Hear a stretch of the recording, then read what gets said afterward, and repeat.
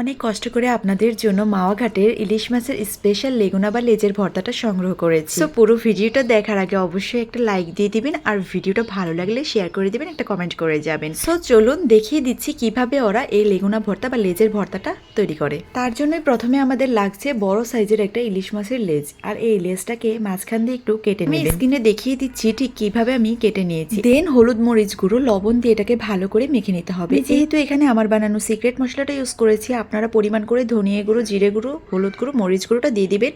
তবে হ্যাঁ, এখানে মশলার পরিমাণ কিন্তু একটু বেশি দিতে হবে, আর পুরো মশলাটাই ইলিশ মাছের মধ্যে মেখে নিতে হবে। দেখুন আমি পুরো মশলা দিয়ে ইলিশ মাছটাকে ভালো করে একদম মেখে নিয়েছি, আর মশলাগুলো আমি ইলিশ মাছের গায়ে লাগিয়ে রেখেছি। এবার প্যানের মধ্যে আমি তেল দিয়ে দিব। এখানে কিন্তু অবশ্যই সরিষার তেলটা নিতে হবে, আর তেলের পরিমাণটা বেশি দিতে হবে।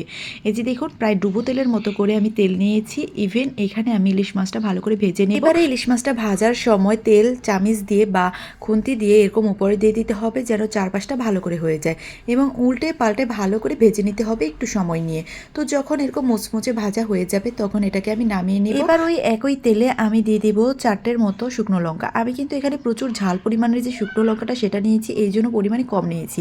আপনারা যদি ঝাল কম যেগুলো সেগুলো নেন তাহলে একটু পরিমাণে বেশি নেবেন, কেননা এখানে শুকনো মরিচের পরিমাণটা একটু বেশি দিতে হবে, তাহলে খেতে কিন্তু খুব মজা লাগবে। এবারে অন্যদিকে আমি ইলিশ মাছ থেকে ভালো করে কাঁটাটা ছাড়িয়ে নিয়েছি। তারপরে একটা হামানদিস্তা নিয়ে সেটাকে আমি ভালো করে থেতো করে নেব। এটাকে ভালো করে মিহি করতে হবে, তারপরে হাত দিয়েও একটু ভালো করে পিষে নিতে হবে।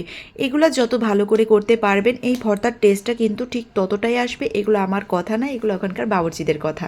এবার ফিশটাকে আমি একটু সাইডে চাপিয়ে রাখবো। দেন এখানে শুকনো মরিচগুলো দিয়ে দিব। শুকনো মরিচ থেকে আমি শুকনো মরিচের মাথাটা একটু ফেলে দিব, তারপরে এগুলো হাত দিয়ে ভালো করে পিষে নিতে হবে। এবার এখানে লবণ দিব স্বাদ মতো। অবশ্যই এখানে পরিমাণে লবণটা কম দিবেন, কেননা ইলিশ মাছ ভাজার সময় কিন্তু আমি অলরেডি লবণ দিয়েছি। এবারে ভালো করে মিহি করে নিতে হবে, একদম মিহি করে ফেলতে হবে, শুধুমাত্র যেন এর ভেতরের বিচিগুলো আস্ত থাকে।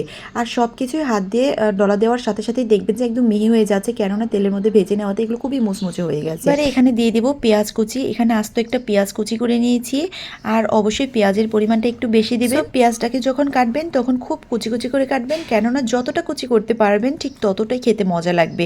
পেঁয়াজগুলো বেশি যদি আস্ত আস্ত রাখেন তাহলে কিন্তু খেতে ভালো লাগবে না।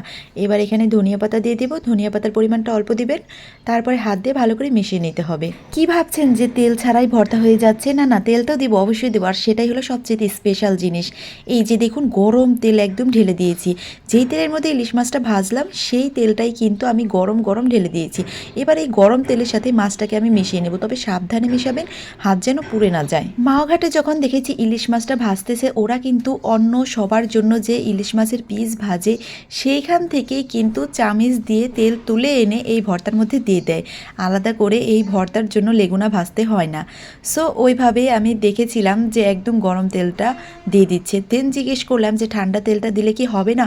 তখন বললো যে না, এই ভর্তাটার স্পেশালিটি হলো এটা, যে গরম তেলটা এখানে দিতে হবে, আর সেই ইলিশ মাছের ভাজা তেলটাই দিতে হবে। এই ভর্তাটা খেতে কতটা মজা যারা মাওয়াঘাটে গিয়েছেন তারাই একমাত্র জানেন। তো তারা যদি আমার ভিডিও দেখেন অবশ্যই কমেন্ট করবেন যে আপনাদের কাছে কেমন লেগেছে, আর অবশ্যই বাসায় একবার ট্রাই করবেন, তাহলে দেখবেন মাওয়াঘাটের জন্য আর অপেক্ষা করে বসে থাকতে হবে না, নিজেরাই বাসায় তৈরি করে খেতে পারছেন। বাই দ্য ওয়ে, গরম গরম ভাতের সাথে খাওয়ার জন্য এই ভর্তাটা কিন্তু এখন একদম রেডি। সো আমার ভিডিওটা যদি আপনাদের ভালো লেগে থাকে একটা শেয়ার করে দিবেন, লাইক করে দিবেন, কমেন্টে জানাবেন। সবাই ভালো থাকবেন। আজকের মতো এখানেই যাচ্ছি। আসসালামু আলাইকুম।